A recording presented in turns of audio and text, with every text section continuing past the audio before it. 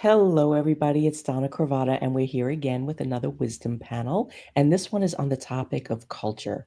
And we have a great panel with us today. I'm going to introduce them quickly, and then we're going to jump right into conversation. If you have any questions or comments, or if you're listening on the replay, watching on the replay, put them in, tag us, and we will come back and keep this conversation going. So, first, we have Sky Bergman. She's an award winning filmmaker, keynote speaker, storyteller, educator, author, and she's bridging generations through film, education, and community. Jeanette Liardi is a social gerontologist, community educator, writer, editor, speaker, aging wellness leader, and the author of Aging Sideways, Changing Our Perspectives on Getting Older. Mia Moran is a productivity coach, creator of the Flow Planning Empire, and it is an empire. And she's the host of the Plan Simple podcast, a best-selling author and the publisher of Pause Magazine, which just launched a few weeks ago. And Julie Wignall is a visionary leader, speaker, author of The Extraordinary Power of Fireflies, and gatherer of people that have unconventional paths. So, welcome everybody, and let's just dive right in with what does culture mean to you? Julie, you want to kick us off? Sure. Well, I've covered in my life meeting people from so many different places and having traveled a lot of places. Culture to me is what we bring to the table, not just in terms of our backgrounds and our traditions, but it's also what we bring to the table as us, as individuals. And when we share it, we're all brighter together, and we shine brighter together. But I think that there's so much to learn, and we had been talking before this started of sharing cultures not only across backgrounds and traditions and people, but also in terms of ages. And we each have a culture in terms of our generations. And I think that that becomes really important as somebody who lived, growing up during the time where it was expected that you were going to have men come on to you in terms of work, what you had to do to kind of move forward. We've got a younger generation today who says that's ridiculous, and you shouldn't have to put up with any of that. Those are that mixture of cultures too. I think we just all have a lot to learn from each other. Totally. Jeanette? I love the word culture. First, I love what Julie just said. I think that's absolutely true. When I think of the word culture, I think of things that are cultured, like cheese and fine foods, things that age. And I think culture is the medium in which we grow. So how do we develop? How do we mature over time and in our where we live, in our locations, and within our biological identities? Um, and so culture is just it's all around us, but I think sometimes we don't realize that culture is having an impact on us. And so I am very aware, being a social gerontologist, I'm aware of all the social factors that affect how we age. It's not just our biological, our genes, our genetics. It's where we live, what our income is, what race we are, what gender we are. So all of these contribute, and all of these form our culture, and that it's just an incredible force on our lives. The challenge, I think, is how we respond to the culture and how we change the culture. And that's what I'd like to explore. I'm eager to explore that. Yeah, that'd be a great conversation. Sky? Yeah, culture has so many meanings. I mean, for me, when I think of culture, I immediately think of travel and of learning about other cultures. And, I like the idea of being very inclusive. And so for me, I know I grew up in my own little bubble of my Italian culture, but what is beyond that? And finding the similarities and the differences between cultures and how we can bring people together. Because like any other ism, and this is true for ageism as well, because my whole thrust is bringing generations together, and I think the generations have different kind of cultural ideas and norms. And so I always try and look at where can we find our commonalities, and where can we find the strengths in our differences. So that's what I think of when I think of culture. And Mia? Yes, I love all of this. It's like so cool how it builds. So I think the part that I would add is I love to think about creating culture. I think Mhm. that's like the biggest piece of what I have done. And it's like, I got to raise my kids in a different way than maybe I was raised. I got to create a different culture. My claim to fame is that my kids never had electronics until like high school. So it's like we created a culture where that was true. And like we always had dinner at the like family dinners. Two of my kids are now, gone. But like we got to create this culture, and just hearing Sky talk, like I'm married to a Colombian. So it's like, how does that culture come with this, and how do we bring, I loved having like a multi-age culture in our household. And part of my work is helping women really follow through. And I think we have to really create a culture to be able to fully show up as our whole selves all the time. Like we have to create a culture around that, because the culture that most of us live in is not supporting us in being our whole authentic selves on a moment to moment basis. So when I think about culture, I really think about the culture that we get to create. We have the privilege to create. Mm. Yeah, I like that. Okay, so as I'm listening to all of your explanations of what culture means to you, this like cadence of this conversation just came to me. So let's start with creating culture, move that into how we connect intergenerationally with people that have not only different cultures geographically or through their families, but how we face things differently from the different generations, because the span of how the world was in the 60s and the 70s versus how it is now, it's eons. I mean, there's no small little puddle there. It's like oceans between each generation. So bridging those gaps is really important, and then wrapping it up with how do we bring change through these meaningful connections between the generations.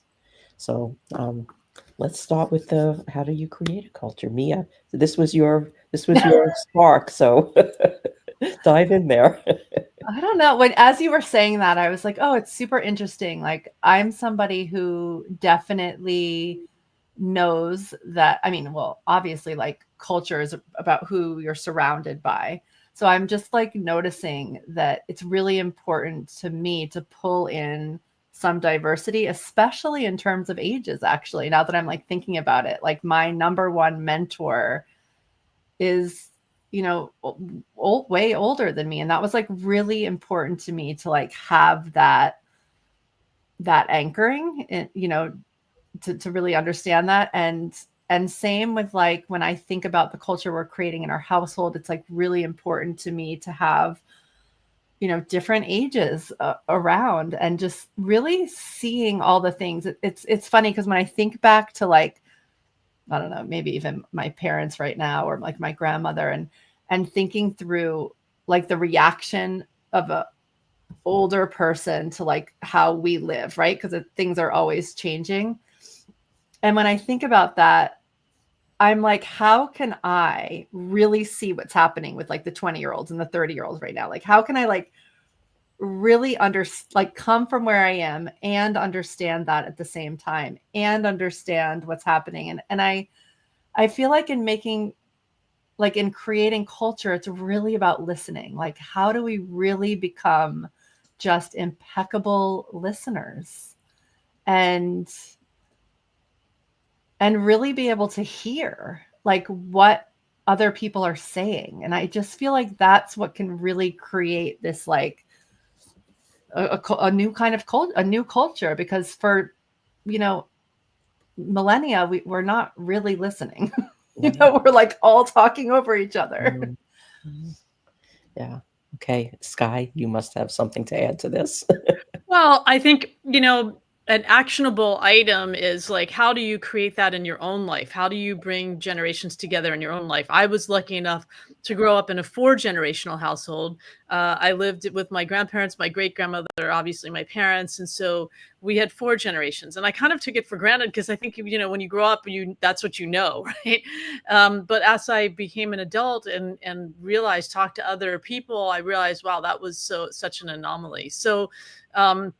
One of the things that, I mean, besides all the intergenerational work that I do around my film and bringing college students and older adults together is, and personally for myself, because I think it's really important to think about what we can do for ourselves. I realized that I didn't have a good network of women that I could count on. I was in my late 40s and really looking at, oh my goodness, the only people that I know, I work so hard, the only people that I really know are my people at work. And I need to develop a network of intergenerational friends, of women in particular. And so I started doing a ladies' dinner the first Monday of every month. That is still going on strong. In fact, I just had one this last Monday, although it was in the first Monday of the month. It's when I could do it. And I had like 60 people show up. I have about 200 people now on my email list. And, doing something where you create that environment to make it happen. So I think you have to intentionally make that happen, but it's a blast. And these women are obviously looking for connection. And I had people literally from in their 20s to their 90s that showed up this past Monday night. So I think part of it is like really intentionally, searching out people, asking them, making them feel a part of something, and it will enrich your life immensely. It doesn't have to be something big. I mean, I think that's a thing. Start with something really small that you can achieve. And I think we all need to eat. Food is great, right? And so I just do it as a big potluck, and it's wonderful. I mean, so just a wonderful thing to do. Oh my God, I'm 100% doing that. That's the best. Jeanette? When we think of intergenerationally getting together, throughout the 99% of human history, we've all been intergenerational. This segregation by age started like in the Industrial Revolution, where younger people started leaving their farms, coming into the cities and working in factories. And then they developed the public school system. So now kids were separated from their families during the day. We're trying to get back to the way we have been for hundreds of thousands of years, which is a good thing. This is a fact I like to talk about when I present on ageism, and people don't realize this. Research shows that children as young as 3 years old can start to have ageist attitudes, as young as 3. Because look at the fairy tales they're raised on, the Wicked Witch and the Evil King and the, whatever. And then the commercials that they tend to see, even if they're, not watching a program for them, but they happen to be in the room. Or they can overhear their parents making comments, their own comments about getting older, or their comments about their parents, that kind of thing. So, so we've got to get kids as young as possible to change our culture around ageism. We have to really get back to being with kids, with people of different generations. I'm actually not crazy about talking about generations, because I think that's the stereotyping that we do. And I asked a recent presentation when I asked, what is the thing you can say about older people that is absolutely true no matter what? It's undeniable fact. You cannot debate it. The only thing we could come up is that older people have lived longer than younger people. That's it. You can't really talk about our opinions. I'm 73. You can't really make generalizations about who we are and what we want and all of that. Just like we can't make generalizations about what younger people want or what they're all about. When I talk with younger people, especially teenagers, I say, I used to be a teenager at one time, but you know what? I'm not a teenager now. What's it like to be a teenager now? Tell me, educate me. So, and I personally belong to a group called Sages and Seekers, where they pair an older person with a high schooler or a college student. And we have these online conversations, and we continue, and often the relationships continue. I'm still connected to my seeker after 3 years. So these are the kinds of ways we can change the culture. I think stereotyping is just lazy thinking, no matter what. because as we have these relationships with younger people, I find with my seeker, we talk about music. He educates me, I educate him, and we have a lot more in common than people would assume that we do. So that's what I think we need to do, is get back to ancient history in terms of being with younger people. Yeah, I agree. But Julie, before you chime in, I just want to add that when I created this whole thing and called it the Real 50 Over 50, it's not because I like that brand. I did it for SEO purposes, and we're solidly on page 2 of Google right after Forbes. But the reason that I created it was that the Forbes brand pissed me off because it was all for people, that women that really don't need the extra visibility. They've got what they need. And I just got angry because we were being left out. And when I did the research about this, everything was about hair and makeup and what's not working in your life and how to erase your age, and life is just going to be awful and you're dying a little bit every day. And I was like, well, we need to turn that story around. And that's what this is about. So I'm with you, Jeanette. I don't think that we should be, channeled into generations. But this is how people will hear us, because this is what people are listening for. And I really hope that by sharing stories, we can break down those walls a bit. And I think we're all working towards that. Julie, I just wanted to kind of share that. I love that. Well, amongst other things that I have in my background, I'm a biologist, environmental conservationist. And the first thing that we learn in biology is that everything is connected. And now add that, then I look at other fields. I spent over 40 years studying Jungian psychology. What's one of the first things they talk about? Everything is connected. If you go through spirituality, everything is connected. We're all connected, across the ages, across our cultures, across everything. And I think it's a matter of looking at the connections. And I think that the most important thing that has been said, and everybody has kind of repeated this in their own way, is creating culture.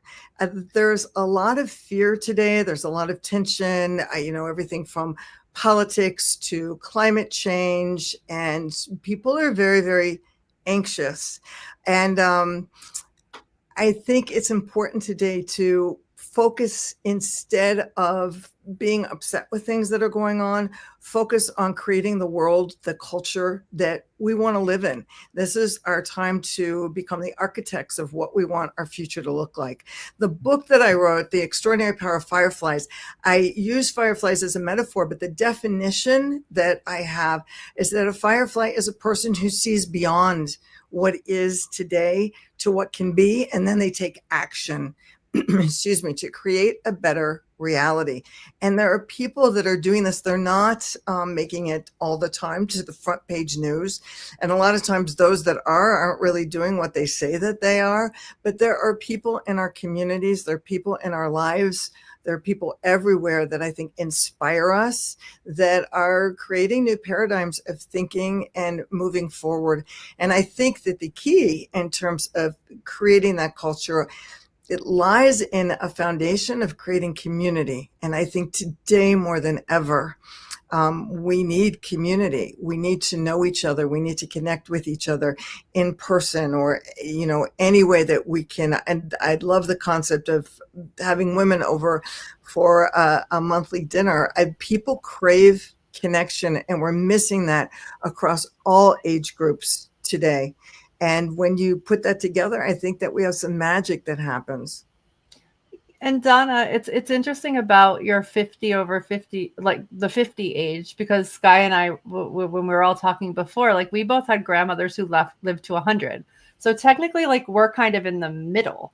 So if you think of the middle as like it's like an opportunity to be leaders, in bridging this gap and creating community. Because I get told all the time, because I lead groups of women, and I get told all the time that it's the first time women feel safe in community. So I think we've gotten so far away from the village and what Jeanette was talking about, like where we actually came from. Like we've gotten so far from that we do have to put it like there's a piece of it we have to put together, because the generations before us have like they might not understand, especially with COVID, right? Like COVID really undid a lot of any way that we were heading toward the village. And so I feel like at some point we have to like step up and be leaders. And I think that your group of like the women you've collected and are talking to, it's like it's the perfect time and the perfect role for that age.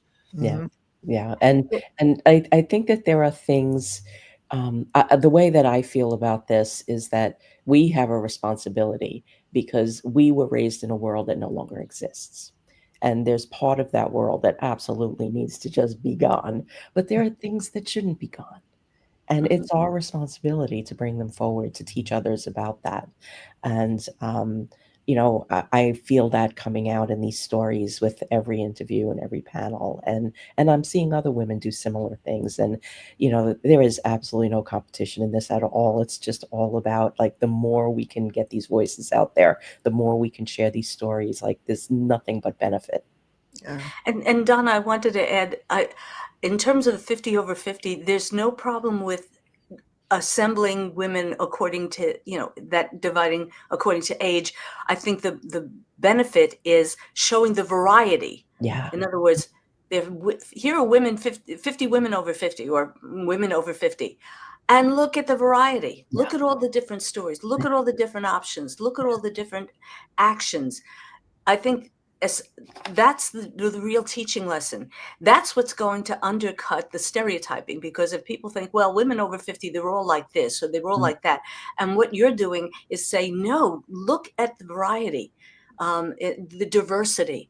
And that's why it's important what you're doing. It's the diversity that you're highlighting. Yeah. And it's the fact too that it's a group of people that, I mean, almost everybody has had some kind of professional background, successful professional background, and has reached a point in their life where they have chosen to do something else. And to me, that's what really is so impactful because, it's like at this time where we're supposed to be winding down and giving up, we're choosing, and we've got women in this community all the way up to age 85 that are doing new things. And I mean, I think about Sky's grandmother, like starting to exercise at 80. I mean, that just inspires me to no end. And, and all of you, I mean, we're all doing things that are going to impact lives and generations. And like, I have a 22-year-old son. I think about him, and I think, the culture that we created, his side of the family and my side of the family, they were all a mess. And it was chaos and uncertainty and guilt and blame, and that was the culture. And I just said, no, that's not how it's going to be in my world. And we created a culture of peace. And he graduated college a couple of weeks ago, and he separated from people that were in his life. And he told me that the delineator was if they disrupt his peace. So I felt at that point, I was like, okay, job done. Well, and Donna, I want to say, I love your concept of there are things that we want to get rid of from the past that we don't need to bring in the future, but there are things from the past that, that you don't want to throw out that are really, really important. Lots and lots and lots of years ago, I was part of the group that worked at the end of trying to get in the Equal Rights Amendment, and when it all fell apart. And I was reading something that really touched me on a forum where there was a woman that posted, and she said, I'm in my 60s and I can't believe that we still have to fight for women's rights. But then there was a woman who was 83, and she posted underneath that, and she said, now think about this, she's 83, and she said, when I was a young wife, I had a young son and a husband who physically abused me. And this was before there were women's shelters. This was before anything.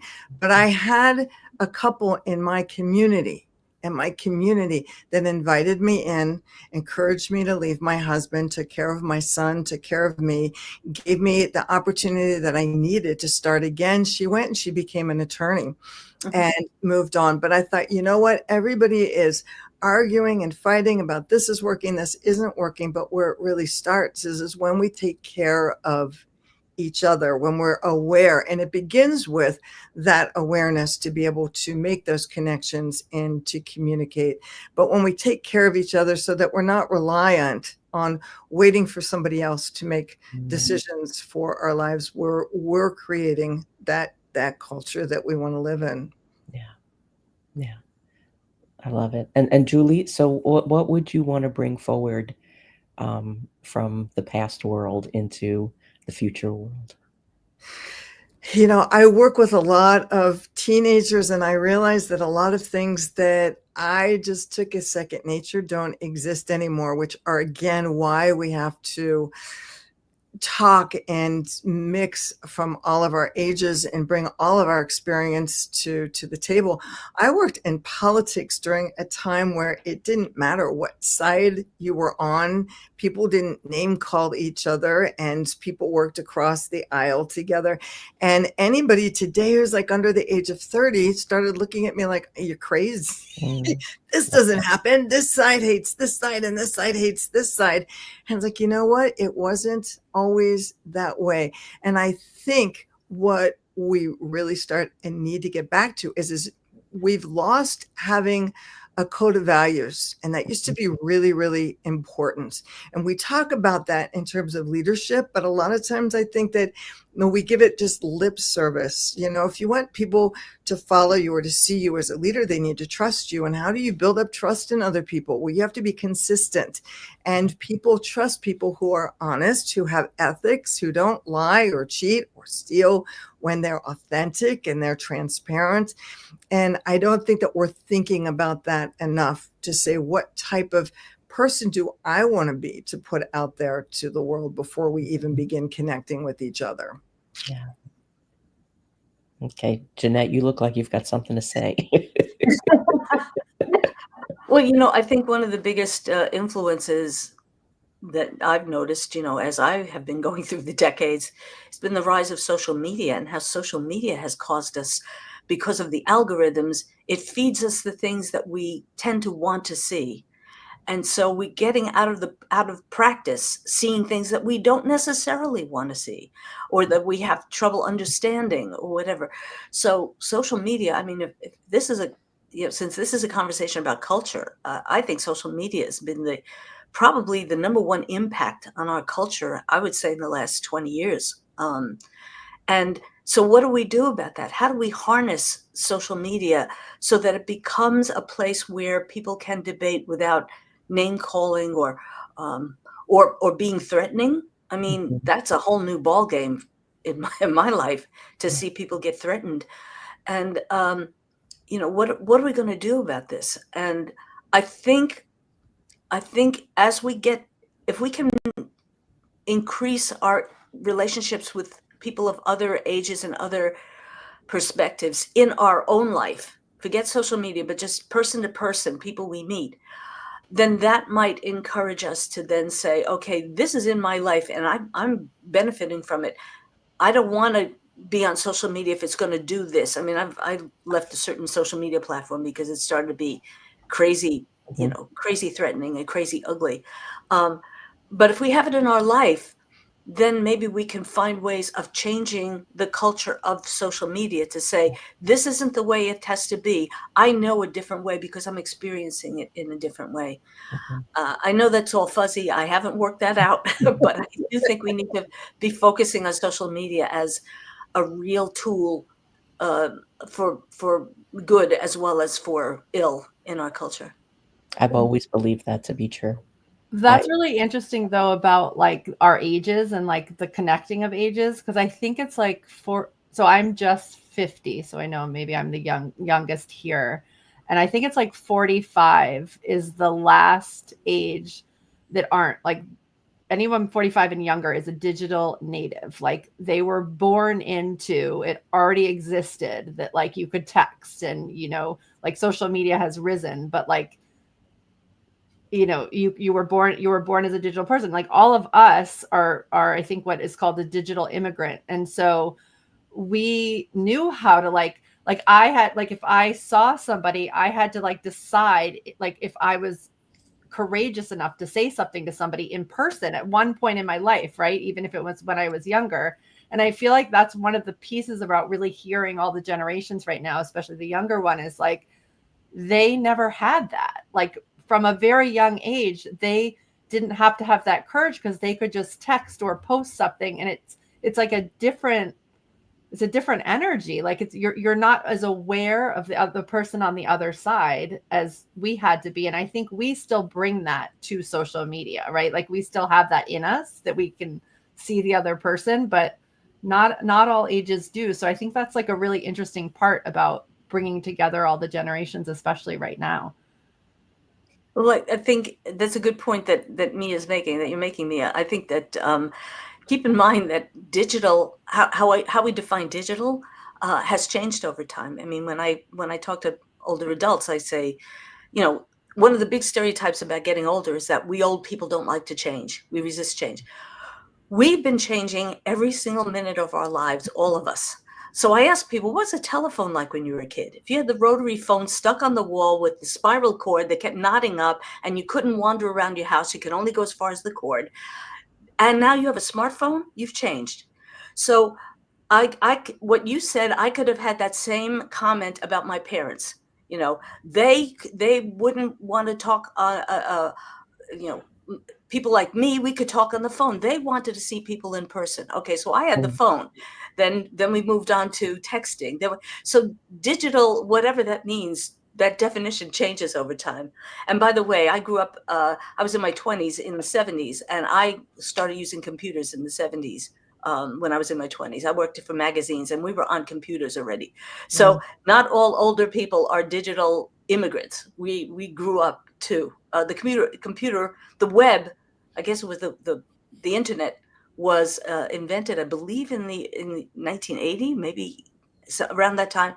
So yeah, just that whole concept of digital, just that definition, it just gets defined over and over. Who knows what the kids of tomorrow, what they're going to have, So we all have to make these changes. I have a question that I would love your everyone's take on this. Being part of that generation, I was the generation that we were the first generation that grew up with television. And I don't know if you guys remember, but I remember being told, oh, that's all you guys do is watch television and your brains are going to rot and da, da, da, da. And we managed to grow up nonetheless. And yes, we're in this digital age right now where everybody is connected to their phone. But I see little kids that are like, put down the phone and talk to me. So I'm wondering, right now it's new, we're barraged, we're overwhelmed with information.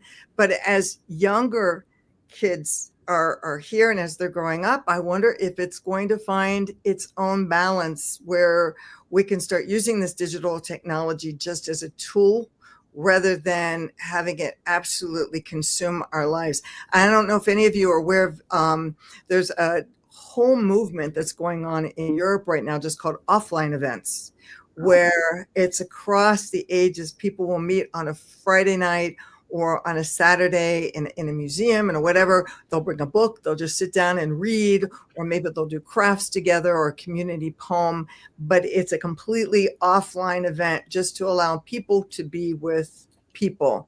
But I'm wondering if any of you have any thoughts on what this is going to look like, as with younger kids coming into the game, where it's not a new thing to have a telephone. And it's like, why is your face always in that? Oh, my son is 22 and really has no interest in social media, never has. And the thing is when he does go on, like he's a musician and his posts get liked by bands all the time. And he's not trying to make that happen, but he just intuitively knows how to use the tools. And he is on them very little. And his friends too. Like he's been in bands since he's 15 years old, and none of them like take the initiative to kind of make anything go viral, you know. And I think it's just I think you've hit on something, Julie. For but again, it's you know it's different. There are different groups of people, but you know they just take it for granted that it's always there. You know, everyone's got a phone, everyone can have access, everyone can do all of these different things, but it's not really a priority in their lives. For some it is, and for some it's really dangerous. So, you know, there's a real continuum there.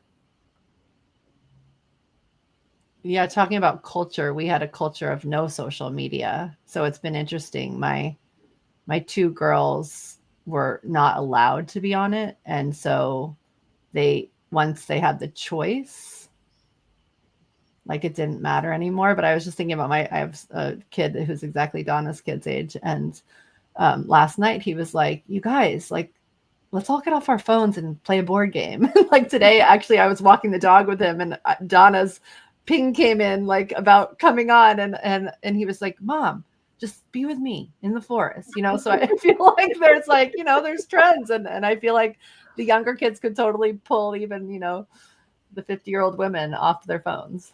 It's kind of cool. And Sky, as an educator and a filmmaker, like where do you weigh in on this? Well, I mean, I think that, you know, going back a little bit earlier in the conversation, I think coming out of COVID, I saw a lot of students who really didn't know how to talk to each other because we were forced to use our devices. So, you know, we went from being in a classroom together to being in these Zoom rooms together. And it was really, I think it really hurt a particular generation. And I think we need to be sensitive to that, that we have a group of young people who grew up in isolation for a number of years and very formative years. And so when I see them back in the classroom, because I still teach part-time, some of them don't know how to talk to each other. And so I actually do icebreakers in the classroom. I kind of force them to talk to another human being because I think that one of the things that's really important is to have that contact and that social interaction on a human to human level at some point during the day. And that's true no matter what age you are. I mean, I think if we think about our social isolation and loneliness, being, you know, it's an epidemic. I mean, we've seen that. And some of it has to do with social media. Some of it has to do with the times with COVID that brought that on. Actually being on Zoom has helped. Like Jeanette has the Sages and Seekers program, which is online. You wouldn't be able to tap into some of those people without that. So I think it can be a tool, but I think it's really like, how do we use that? How are we sensitive? You know, there's been studies shown. The Surgeon General a number of years ago there was a study about how isolation and loneliness is actually worse than smoking cigarettes every day. So, you know, I think we need to think about how can our devices bring us closer together, and how do they also distance us, and using it in ways that can be connective, but also being sensitive to those kids and those young people who came through the ranks of high school and college all online and are not used to being around other people, and what can we do to help them come back together and be more connected? Yeah, it's my son was class of 2020, so his graduation was in the car in a parking lot in a cut rate mall. And he was not ready to go to college in the fall, and he took a semester off, and he really needed that. And I saw with his friends too, and then like younger kids where I live, there's like 40 kids in this community, and you know they used to play outside all the time. That doesn't happen anymore. And you know, I think that there was a real impact from COVID, and I love the idea of the offline events that are happening in Europe, and it ties right into Sky's Monday night dinners. Yeah. Um, and we just need more of that. I put together a plan for a client this morning on creating a whole kind of grassroots tour around menopause and connecting women throughout. Like we're going to start with an East Coast tour and connecting women around all stages of menopause. So we're very the very beginning stages of that, but it's just like this conversation is just kind of validating that that's really what's needed.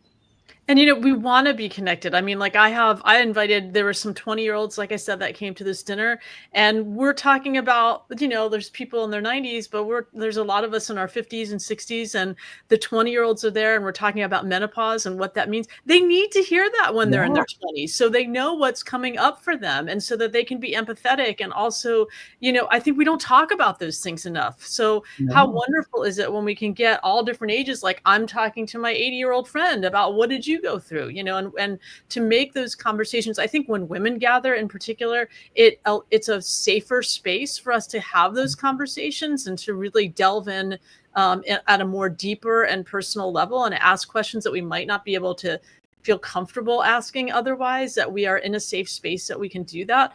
And it was very interesting to see my 20-year-old friends kind of interacting on these conversations. One of the people that I invited is blind, and they were talking to her about her experience and what it's like to be blind. She also discovered love later on in life in her 80s, and what that's like, and I think it's great for those young people to know that that is still possible, that you're not just going to find somebody in your 20s or 30s and that's it, that, things happen, people pass away, you get divorced, whatever, but there's still hope, and there's still, like, somebody in their 80s or 90s still wants to fall in love and have that wonderful experience, right?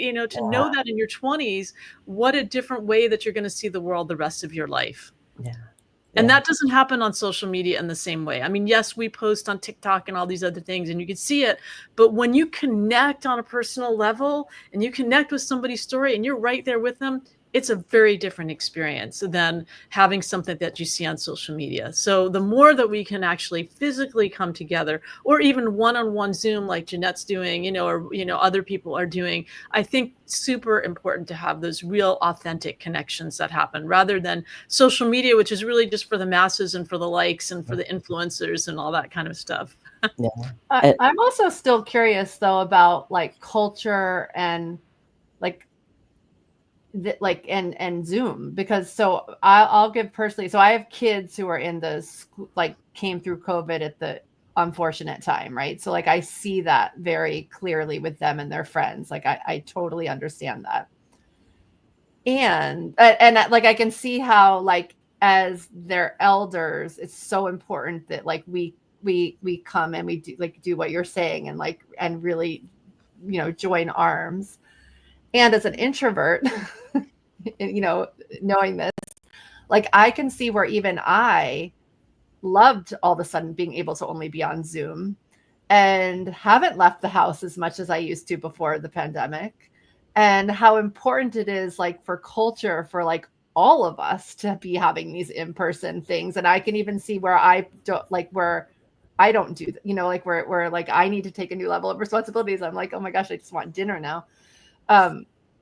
But I think that's probably true of a variety of ages right now, of like, we all need to be more in person in order to create culture right now. I agree with you. And I think that that's great. It's understanding how to use the technology and the tools that we have available to use them to our best advantage. There's nothing that beats being in person to connect with people. But I've also found, because of COVID and Zoom, that there have been opportunities, and through writing my book with people all over the world, I'm now able to sit down with someone on the other side of the planet, and we can still make that same connection through Zoom and have those in-depth conversations. And I'm sitting there thinking, it might be midnight where they are, it might be 2:00 in the morning where I am. We're just wherever we're going, but there are great possibilities. Even in terms of, some of the people that I've written about being in other countries and cultures, they don't speak the same language. I had one gentleman I wrote about who kept saying, call me. And I was like, I don't think you understand that you and I have been communicating for a year and a half, thanks to Google Translate. It's like, I don't speak the language, but we're not using, and I'm hoping that there's a shift in that direction, where we begin using this technology and everything that's there at our fingertips for being the tools that they are. It's like, you don't need AI to write your next book. but it's nice to use AI for different things that are the tool that it's meant to be. Nothing takes the place of one-on-one conversations with people, but we are opening ourselves up to a world where we really can, if we're open to that, find those connections around the planet that we're looking for.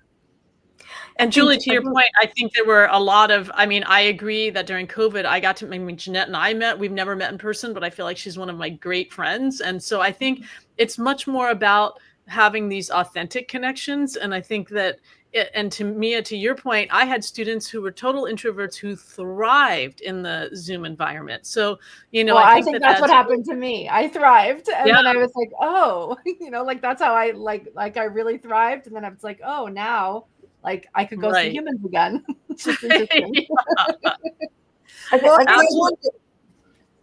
I wonder if some of this is we don't within our culture today, we don't spend enough time at any age encouraging people to find out more about themselves. You know, how do you want to connect with other people? You know, are you an introvert? Are you more comfortable with pivoting this way or that way? Or are you an introvert because you enjoy being an introvert?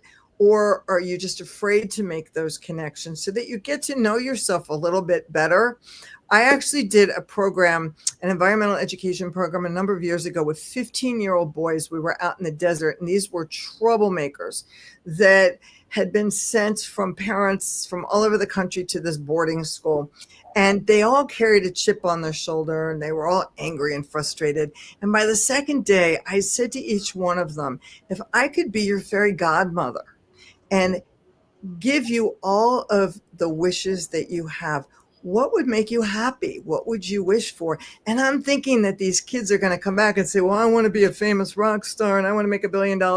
And they just stared at me with blank looks on their faces. And one of the kids finally said, you know what? No one's ever asked me about me or what makes me happy or what I like or how I like to deal with people and the things that I like to do.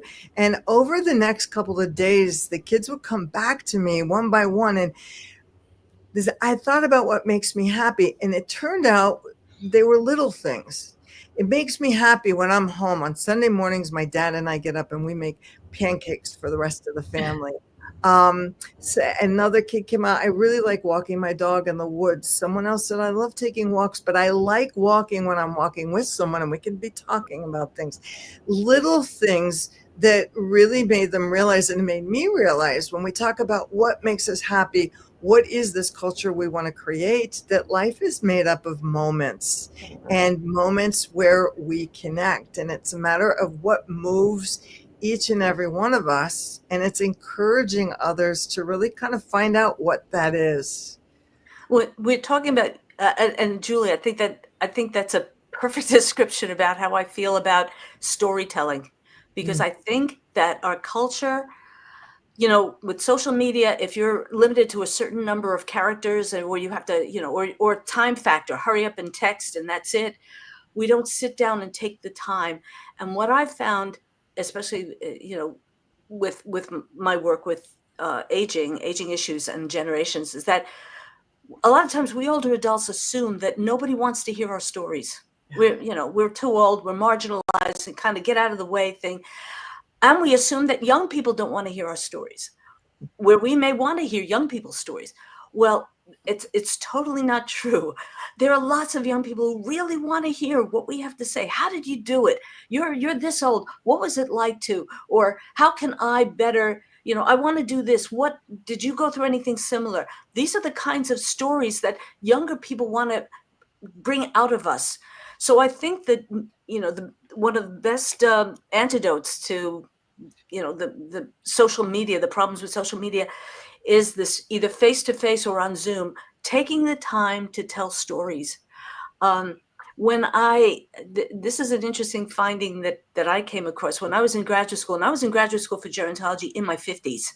All right. I had a second career as a gerontologist. I was in a class. There were a couple of us who were the older people going back to school.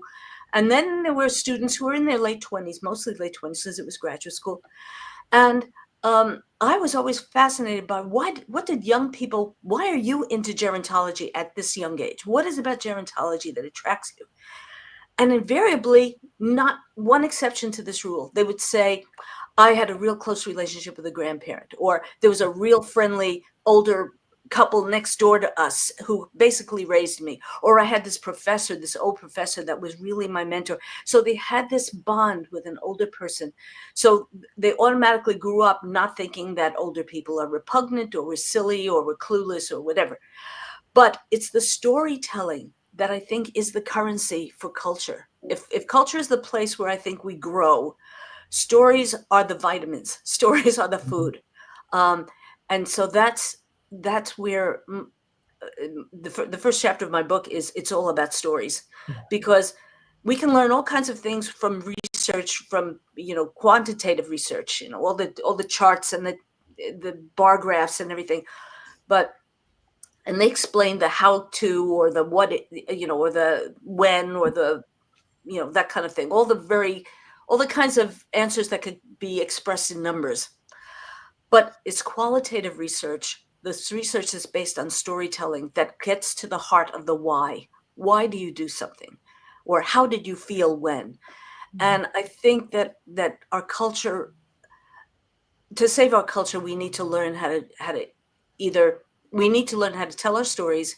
We need to learn how to encourage people to tell their stories. We need to be brave enough to tell our stories, and we need to make storytelling as essential as having a daily meal. Tell a story or listen to a story. I think that's ultimately what's going to help us get more perspective. Mm. So I'm very much into storytelling, as I know Sky is, and I'm sure you all are.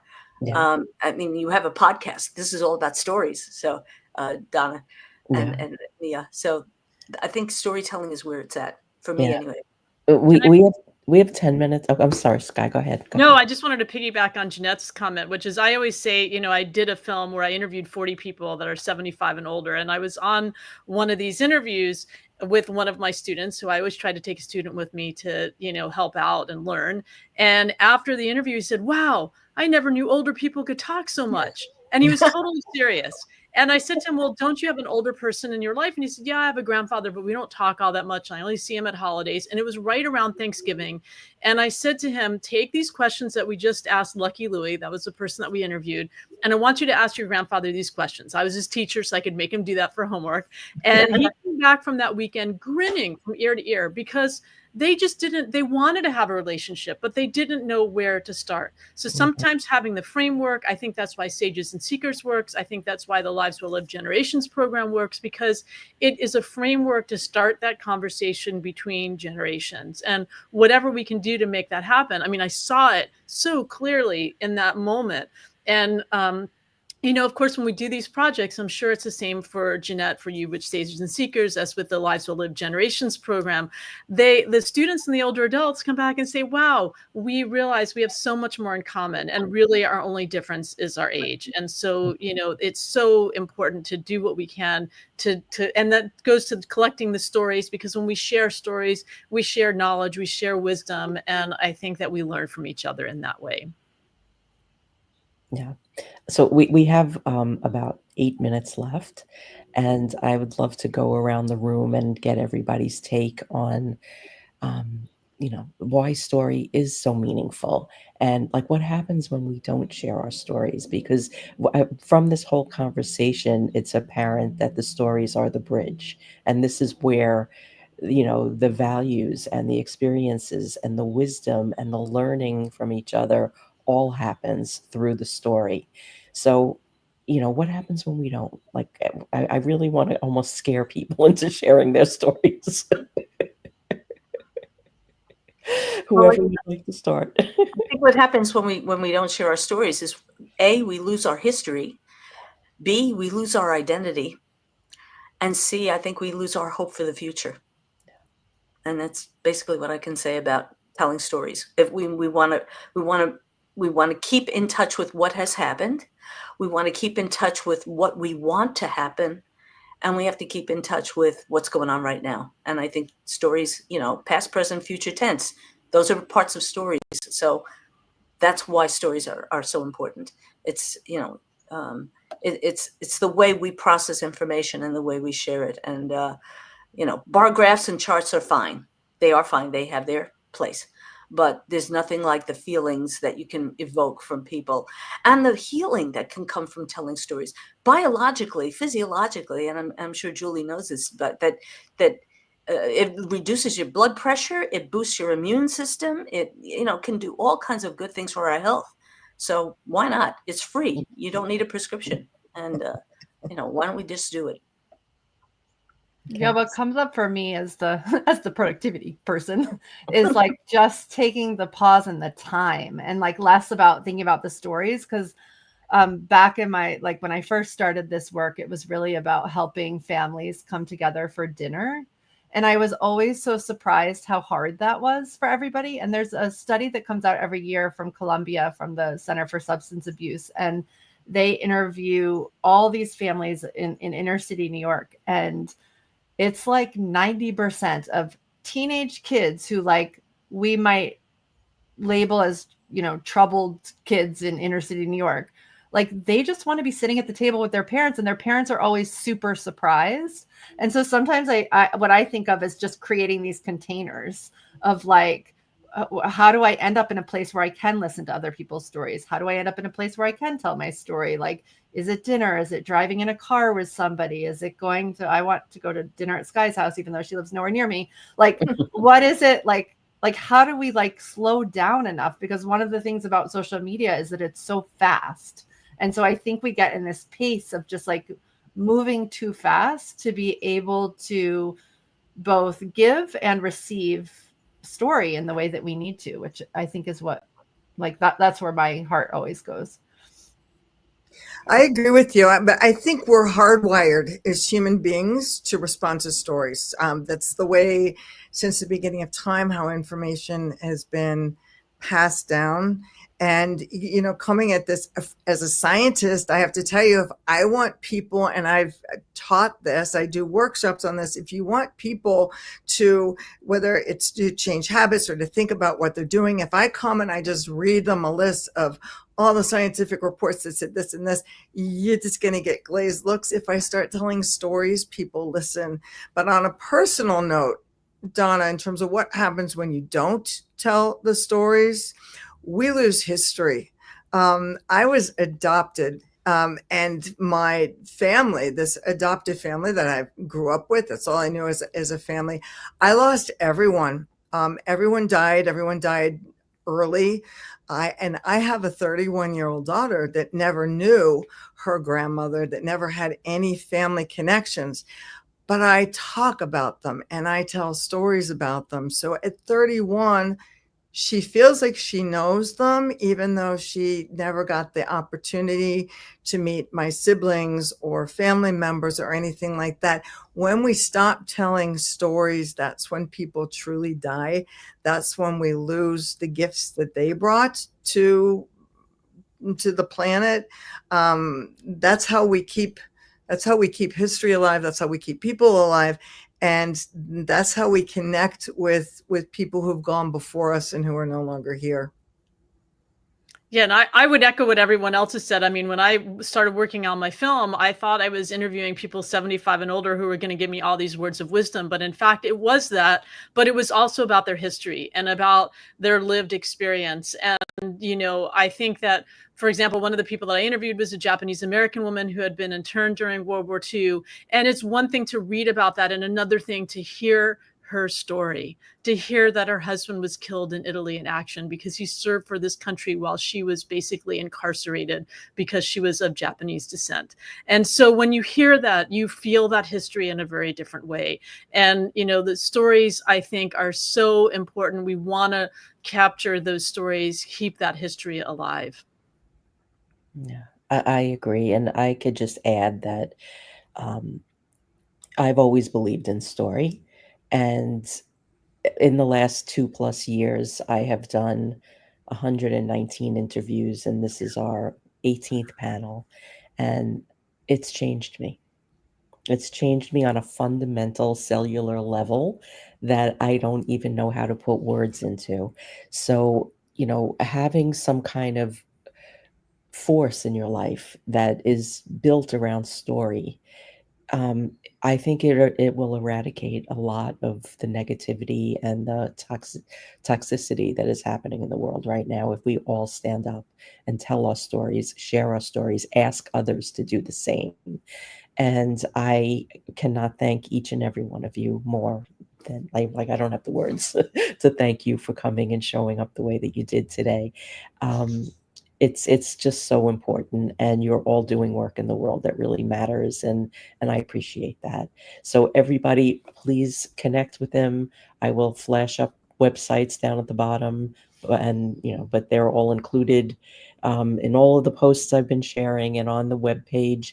They are amazing women that are all doing amazing work in the world. This is Julie's website and um, Mia's website. Plan simple and sign up for her magazine Pause. It's absolutely gorgeous. And her podcast, Jeanette's website, and get Jeanette's book, which is amazing, and Sky's website. And keep an eye on what she's doing because she's got some films coming out, and her film, Lives Well Lived, is on PBS. Her book is available, which her book is never far from me. I mean, I have one like handy all the time because I absolutely love it. But connect with all of these amazing women. If you're watching this on the replay, please ask questions, tag us, come and join the conversation. This is something that impacts every single one of us. And the thing that will change culture is our stories, is our lived histories, is our wisdom, and stretching that across the generations that exist right now and the ones that haven't even come up yet. So thank you for spending some time today, and thank you all for sharing, and we will be back with more.